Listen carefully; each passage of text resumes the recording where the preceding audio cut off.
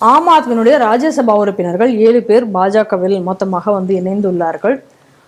இது குறித்து ராகவ் சத்தா அவர் சொல்லும்பொழுது என்ன சொல்றார், ஊழல் எதிர்ப்பை மையமாக கொண்டு இந்த கட்சி ஆரம்பிக்கப்பட்டது. அப்படி அதை நம்பித்தான் நாங்கெல்லாம் இந்த கட்சிக்காக நாங்கள் இணைந்தோம். அந்த கட்சிக்காக எங்கள் உயிரை கொடுத்து நான் வேலை பார்த்தேன். அதனால் ஆனால் இப்போ அந்த ஆம் ஆத்மி கட்சியே தற்போது ஊழல் மற்றபடி தனிப்பட்ட நபர்களுடைய நலனுக்காக அப்படின்னு செயல்படுவதாக தெரிகிறது. அதனால இதற்கு மேலும் இந்த கட்சியில என்னால் தொடர முடியாது அப்படின்னு சொல்லிட்டு இன்னைக்கு ராகவ் சத்தா அறிக்கை கொடுத்திருக்காரு. ராகவ் சத்தாவோட யார் யாரெல்லாம் வெளில வந்திருக்காங்கன்னு பார்த்தோம்னா, ராகவ் சத்தா, அசோக் மிட்டல், சந்தீப் பதக், ராஜேந்தர் குப்தா, விக்ரம் ஷானே, ஹர்பஜன் சிங், ஸ்வாதி மலிவால் அப்படின்னு சொல்லிட்டு இந்த 7 பேர் வந்திருக்காங்க. இதை தவிர இன்னும் ஒரு 4 எம்பிக்களும் கூட இன்றே அவர்களும் பாஜகவில் இணைந்து விடுவார்கள் அப்படின்னு சொல்லி இன்னைக்கு அறிக்கைகள்லாம் வெளிவந்து கொண்டிருக்கின்றன. கொஞ்ச காலமா ஆம் ஆத்மி பார்ட்டியில இந்த பிரச்சனை வந்துகிட்டு இருக்கு. அது இன்னும் குறிப்பாக இதுல பாத்தீங்கன்னா, இதுல பெருவாரியான ஆட்கள் பஞ்சாபில் இருந்து தேர்ந்தெடுக்கப்பட்டவர்கள். பஞ்சாபில் இருக்கக்கூடிய சீஃப் மினிஸ்டர் அவரை 7 மணிக்கு மேல அவர் யாரும் பார்க்க முடியாதுங்கிற மாதிரி சொல்றாங்க. அவர் உடனடியாக 4 கால்களுக்கு அவர் சென்று விடுவார், 2 கால்கள்ல இருந்து. அப்படி அவருக்கு ஒரு பெரிய ட்ராக் ரெக்கார்டு இருக்கு. அப்போ என்ன அப்படின்னா, அவரை ஒரு ப்ராக்சியாக வைத்துக்கொண்டு அங்கே அரவிந்த் கெஜ்ரிவால் தான் எல்லா வேலையும் செய்துக்கிட்டு இருக்கார் அப்படின்னு பார்த்தோம். அதுக்கப்புறம் ஏற்கனவே ராகவ் சத்தாவை அவங்க டெபுட்டி லீடர்ல இருந்து மாத்துறாங்க. மாத்தின உடனே அவருக்குள்ள போலீஸ் காவலை உடனே பஞ்சாப் கவர்மெண்ட் விட்ரா பண்ணுது. அப்ப இதுல இருந்து நம்ம எதை புரிஞ்சுக்கணும் அப்படின்னா, இப்ப இந்த காவல் கொடுக்கப்பட்டது எதற்காக? உங்களுக்கு அவர் உங்க கட்சிக்காரருங்கக்கூடிய ஒரு காரணத்தை, அப்போ ஒரு த்ரெட்டுக்காக அது கொடுக்கப்படவில்லையா? இல்லைன்னா த்ரெட் இருந்தாலும் பரவாயில்ல, நாங்க உன்னை போட்டு தள்ள போறோம் அப்படிங்கக்கூடிய மெசேஜாக இது கொடுக்கப்பட்டதாங்கக்கூடியது இன்னைக்கு வர பதில் தெரியாத ஒரு புதிராகத்தான் இந்த விஷயம் இருக்கு. என்ன நீங்க கவனிக்க வேண்டியது என்ன அப்படின்னு சொன்னா, இந்த ஊழலை நான் ஏற்கனவே தெளிவா சொல்லியிருந்தேன். எனக்கு இந்த விஷயத்துல பிஜேபி அரசாங்கத்துக்கு மேல என்னைக்குமே வருத்தம் உண்டு. அதாவது இந்த லிக்வர் பாலிசி ஸ்கேம், இதுல நீதிமன்றத்துல அவர்களுக்கு விடுதலை கிடைத்தது ஒண்ணு ஜட்ஜ் அவங்க பக்கத்து ஜட்ஜா இருந்திருக்கணும். இல்லைன்னு சொன்னா அரசு தரப்பில் சரியாக இந்த கேஸ் வாதிடப்படாமல் இருந்திருக்க வேண்டும். அது 2வது விஷயமாக இருந்திருந்தால், இது நீ என்ன வேணாலும் அயோக்கியத்தனம் பண்ணு, நாங்க உங்களை மாறி திட்டிப்போம், அதே நேரத்தில் திருடனெல்லாம் தப்பிக்க விடுறது, இது காலங்காலமாக இந்த நாட்டில் name them shame them but never prosecute them, இந்த ஃபார்முலாவில் தான் பாஜகவும் செயல்படுகிறதோ அப்படிங்கக்கூடிய சந்தேகத்தை நமக்கு இந்த விஷயத்தில் அது அதிகமாக ஏற்படுத்துகிறது. அப்புறம் நீங்க இதுல வெளியில போயிருக்கக்கூடிய எம்பிக்கள் நீங்க 7 பேர் சொன்னீங்க.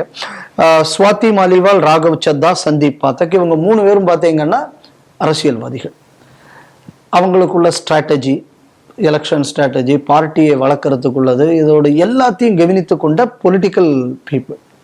அடுத்த ஒரு 3 பேர், அசோக் மித்தல், விக்ரம்ஜித் சானி, ராஜேந்தர் குப்தா, இவங்க 3 பேரும் பார்த்தாச்சுன்னா இண்டஸ்ட்ரியலிஸ்ட், பணபலமாக இந்த கட்சிக்கு இருந்தார்கள்.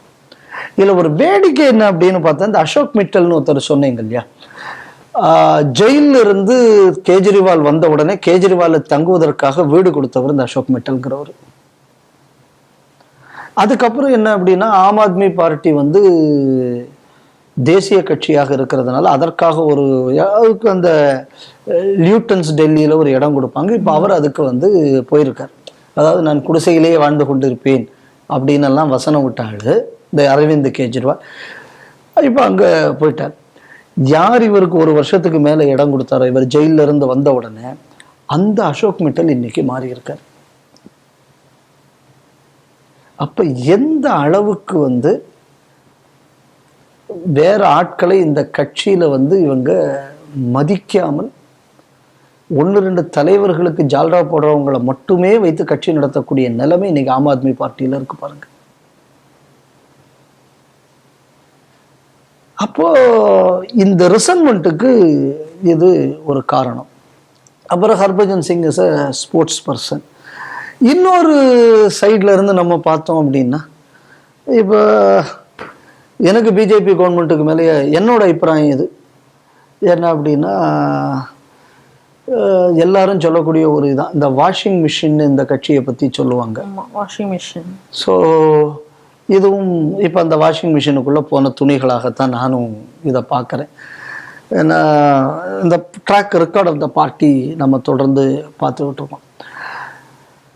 அப்போ பிஜேபிக்குள்ள அழுத்தம் எந்த அளவு இவர்கள் மீது இருந்தது, இவங்க பிஜேபி பக்கம் வருவதற்கு அப்படிங்கக்கூடிய ஒரு கேள்வி இன்று பலரால் முன்வைக்கப்படுகிறது. எனக்கு தெரிஞ்சு அதுக்கு ஒரு புல் ஃபேக்டர் இருந்திருக்கலாம். ஆனால் அது ஒரு பெரிய ஃபேக்டராக நான் இந்த விஷயத்தில் பார்க்கல. ஏன்னா இது மோஸ்ட்லி அவங்களுக்குள்ள அழுத்தத்தினால. இப்போ என்ன நடந்திருக்கு அப்படின்னு பார்த்தாச்சுன்னா, யார் வீடெல்லாம் பஞ்சாபில் இருக்கோ அவங்க வீட்டுக்கு முன்னாடி இன்னைக்கு ஆம் ஆத்மிக்காரன் சிலங்க வீட்டுக்கு முன்னாடி அவங்க வீட்டு செவத்தில் எழுதி போடுறது, அவங்க வீட்டுக்கு முன்னாடி ஆர்ப்பாட்டம் நடத்துறது, இந்த மாதிரியான சில வேலைகளை ஆம் ஆத்மி கட்சி பஞ்சாபில் செய்ய தொடங்கி இருக்கிறது அப்படிங்கக்கூடியதை நம்ம பார்க்குறோம். அப்போ ஏற்கனவே பிரைம் மினிஸ்டர் அந்த ஊருக்கு போகும்போது பாலத்தை மறித்து ஒரு மாபெரும் ஒரு பிரச்சனை நடந்தது. அந்த நேரத்தில் நவ்ஜோத் சிங் சித்து என்ன பேசினாருங்கக்கூடியதெல்லாம் நம்ம பார்த்தோம். ஸோ அது காங்கிரஸ் கவர்மெண்ட்டு செய்தது, இது இன்னைக்கு ஆம் ஆத்மி பார்ட்டி செய்தது. அப்போ இந்த எல்லா கவர்மெண்ட்டுக்குள்ள லிங்க் ரெண்டு முக்கியமான கூட்டத்தோட இருக்கு. ஒன்று ட்ரக் மாஃபியாவோட இருக்கு, ரெண்டாவது என்ன அப்படின்னா காலிஸ்தான் பிரிவினைவாதிகளோட இருக்கு. ஸோ இந்த ரெண்டு பயத்தை வைத்து கொண்டுதான் இன்னைக்கு இந்த கட்சியை அவங்க நடத்திக்கிட்டு இருக்காங்க. இப்ப இந்த பயத்திலிருந்து கொஞ்சம் ஆளுகள் வெளியில வரும்போது பார்த்தாயா பாஜக தப்பு செய்து விட்டது அப்படின்னு இன்னைக்கு சொல்வதற்கு, ஏன்னா இவங்க பிஜேபிக்கு முன்னாடி செய்த வேற வேலைகள் இருக்கிறதுனால அதையும் இதையும் லிங்க் பண்றதுக்கு அவங்களுக்கு எதிர்கட்சிக்கு இது ஈஸியா இருக்கு. ஆனா நம்ம இதை இன்னொரு விதத்தில் என்ன பார்க்கணும், அடுத்த வருஷம் எலெக்ஷன் வரப்போகுது பஞ்சாப்ல. அப்ப பஞ்சாப்ல எலெக்ஷன் வர்றதுக்கு முன்னாடி இந்த மாதிரியான ஒரு மாற்றம் வந்தாச்சுன்னா ஆம் ஆத்மி கட்சிக்கு அடுத்த பஞ்சாப் தேர்தல் என்பது சவாலாக இருக்குங்கக்கூடியதையும் நம்ம கவனிக்கணும். இந்த மாதிரியான ஒரு மாற்றம்ங்கிறது கொஞ்ச நாளைக்கு முன்னாடியே வரும் என்று எதிர்பார்க்கப்பட்டது. இல்லை இன்னும் கொஞ்சம் தள்ளி அக்டோபர் நவம்பர் இந்த மாசத்துக்கிட்ட வர்றதுக்கான வாய்ப்பு அதிகம் இருக்கு அப்படின்னு நம்ம எதிர்பார்த்தோம். ஆனா இது என்ன அப்படின்னா, இந்த மாற்றத்தை கேஜ்ரிவாலே ஏற்படுத்திட்டார்.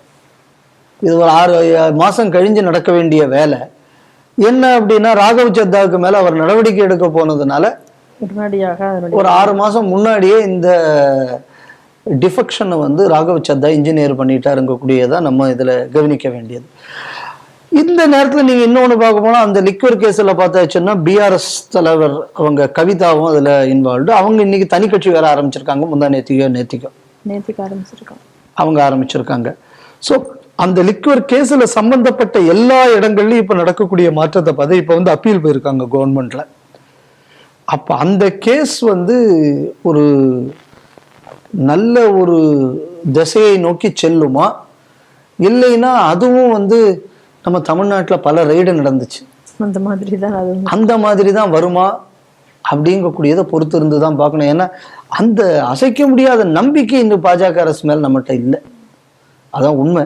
அதனால இன்னைக்கு இவங்க வெளியில போறது 2027 வரக்கூடிய பஞ்சாப் எலெக்ஷன்ஸ், இப்போ இந்த கோர்ட்டு இந்த லிக்வர் பாலிசி கேஸ் சம்பந்தப்பட்ட வெவ்வேறு லீடர்ஸுக்குள்ள மூவ், இதெல்லாம் பார்க்கும்போது கேஜ்ரிவால் ஒரு இறங்கு முகத்துல இன்னும் கீழே போயிட்டு இருக்காரு அப்படின்னு நமக்கு தெரியுது. ரெண்டாவது, ப்ராக்சி வச்சு மக்களை ஏமாத்தி இலவசத்தை கொடுத்து மயக்கி, நான் என்ன வேணாலும் நான் பண்ணிட்டு போவேன், உன்னால முடிஞ்சதை பாரு அப்படிங்கக்கூடிய ஒரு காட்டாட்சி, ஜனநாயகத்தை அடியோடி அழிக்கக்கூடிய, தேசியத்தை குழிதோண்டி புதைக்கக்கூடிய ஒரு ஆட்சி. இந்த மாதிரி உள்ள ஆட்சிகள்ல ஒன்று இறங்கு முகத்தை சந்திக்கிறது அப்படிங்கக்கூடியது இந்த மாற்றத்தால் நம்மால யூகிக்க முடிகிறது. 4ஆம் தேதி இதே மாதிரியான மாற்றம் தமிழகத்தில் வந்ததுன்னா இங்கேயும் ஏதாவது நல்லது நடக்கும்னு நம்ம எதிர்பார்க்கலாம்.